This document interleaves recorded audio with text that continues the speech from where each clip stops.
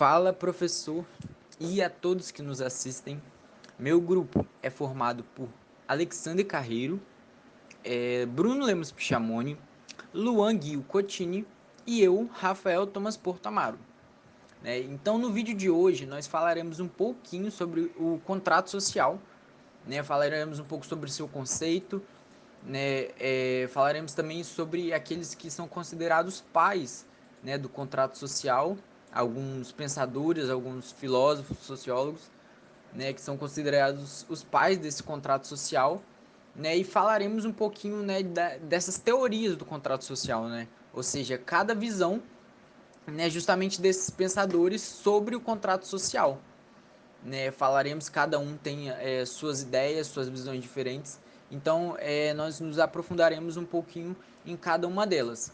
E para começar, nada melhor então do que explicar o que é o contrato social. O contrato social é uma metáfora utilizada pelos filósofos para explicar a relação entre os seres humanos e o Estado. Esta figura de linguagem foi utilizada especialmente por Thomas Hobbes, John Locke e Jean-Jacques Rousseau. Contratualistas, como são chamados, são os filósofos, que eles defendem que o homem e o Estado fizeram um tipo de espécie, um tipo de acordo, um contrato a fim de garantir a sobrevivência, de ambos.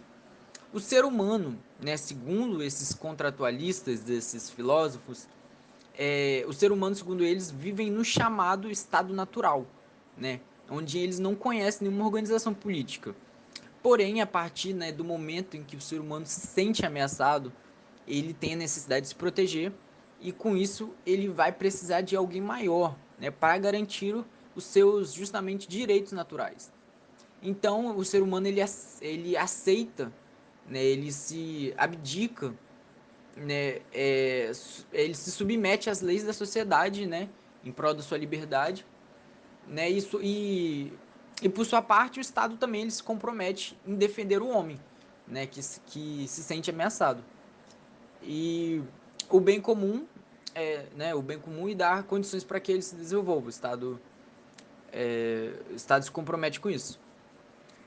Então agora nós veremos, agora que nós já sabemos o que esses contratualistas eles pregam, e o que é também contratualista, agora nós veremos os seus principais autores, que pensavam justamente dessa mesma maneira.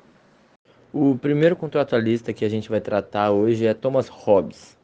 Ele nasceu no final do século XVI e viveu até o início do século XVII, até o final do século XVII, por quase 100 anos, e na Inglaterra. E ele testemunhou diversas mudanças políticas que ocorreram durante esse período na Inglaterra, durante as revoluções burguesas. Para Hobbes, os homens precisavam de um Estado forte, porque a falta de um poder superior resultava numa guerra. O ser humano, que é egoísta, se submetia a um poder maior somente para que ele pudesse viver em paz e também ter condição de prosperar. A obra mais famosa de Thomas Hobbes é o Estado de Leviatã, que é um monstro bíblico. E o livro trata sobre o propósito de reforçar que a natureza é perversa, do homem é perversa e faz buscar a união com outros homens. O Estado, por sua vez, terá o dever de evitar os conflitos entre os seres humanos, velar pela segurança e preservar a propriedade privada. E dessa forma, só o rei, que concentra o poder das armas e da religião, podia garantir que os homens vivessem em harmonia. Se o rei não tomasse frente da situação, a população, a sociedade não entraria em harmonia em nenhum momento. John Locke foi um filósofo e teórico político inglês contrário à monarquia. Ele era defensor do parlamentarismo, que foi uma forma de governo adotada na Inglaterra no fim do século XVII. Ele é também considerado o pai do liberalismo político e um dos ancestrais do liberalismo econômico. Locke acreditava num estado de natureza, que segundo ele era um período de plena igualdade entre todas as pessoas. Nesse estado de natureza, todos eram regidos pela mesma lei natural, que que garantia posse sobre qualquer bem, inclusive sobre o mesmo bem. E esse mesmo bem, quando as pessoas queriam a posse do mesmo bem, essa lei natural de igualdade gerava problemas. Então, a saída defendida por John Locke foi a instituição de um Estado civil, com leis e normas sociais que regulamentariam a posse e impediriam os conflitos. Para John Locke, o Estado não deveria ter extrema força, como pensou Thomas Hobbes, e deveria agir em conformidade com os limites do direito à propriedade. Jean-Jacques Rousseau, ele nasceu na Suíça em 1722 e faleceu, desculpa, na França em 1778. A França foi o lugar onde ele passou a maior parte da sua vida. Então, sobre o contrato social, ao contrário de Hobbes e Locke, o Rousseau vai defender que o homem, na sua essência, no seu estado natural, vivia em harmonia e se interessava pelas demais pessoas, era bondoso, por assim dizer. Para Rousseau, a vida numa sociedade em vias de industrialização não favoreceu os homens no seu aspecto moral, porque à medida que o desenvolvimento técnico, científico foi ganhando espaço, o ser humano acabou se tornando cada vez mais egoísta e mesquinho, e passou a ter menos compaixão pelo seu semelhante. Por sua vez, a sociedade tornou-se corrupta e corrompia o ser humano com as suas exigências para suprir a vaidade e o aparentar daquela sociedade, né? Então, desta maneira, Rousseau relaciona o aparecimento da propriedade privada, desculpa, com o surgimento das desigualdades sociais. Então, dessa forma, né, era preciso que surgisse o Estado com a finalidade de garantir as liberdades civis, né, e evitar o caos trazido pela propriedade privada. Essas ideias de Rousseau, que Rousseau teve, que a propriedade privada corrompeu o homem, elas vão ser, né, mais para frente, após sua morte, aproveitadas por vários participantes da Revolução Francesa e também, mais tarde, né, ao longo de todo o século XIX, pelos teóricos do socialismo. Então, tipo assim, o que a gente pode pegar, de uma certa forma, como um resumo das ideias de contrato social a partir da mentalidade de Jean-Jacques Rousseau? A gente pode entender que, para ele, né, o homem, a natureza humana, era boa, mas o que acontece? A propriedade privada o corrompeu. A gente pode também perceber que, tipo assim, no aspecto, né, de criação de Estado, ele queria o quê? Preservar a liberdade civil e os direitos dos homens.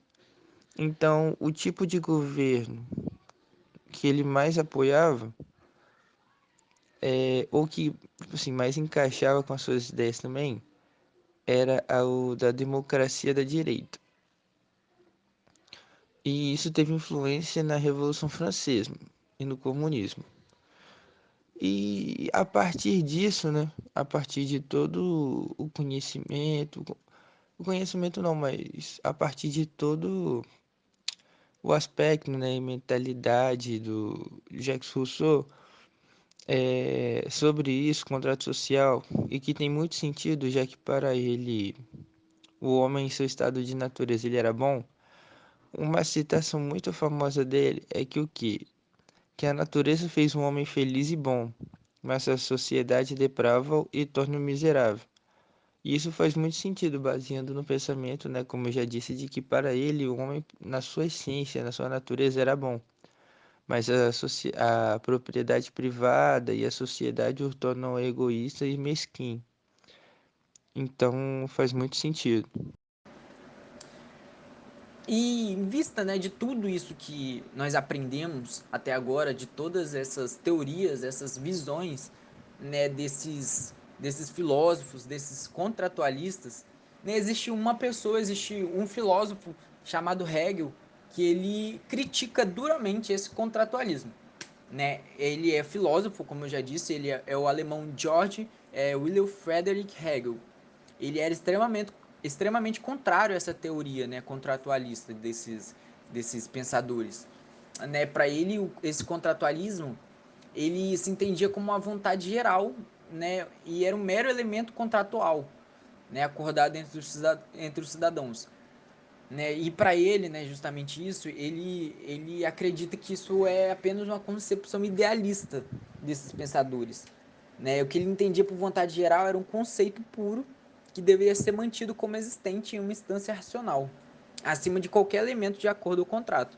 Então, nesse sentido, a vontade geral percebida pelos contratualistas não era vontade geral em si, mas sim apenas um mero elemento que teria surgido apenas baseado em um acordo. Né? Então, Hegel esse filósofo, né, criticava duramente essa visão desses contratualistas, falando, né, que era apenas uma visão ideal e que não era vontade geral em si, né?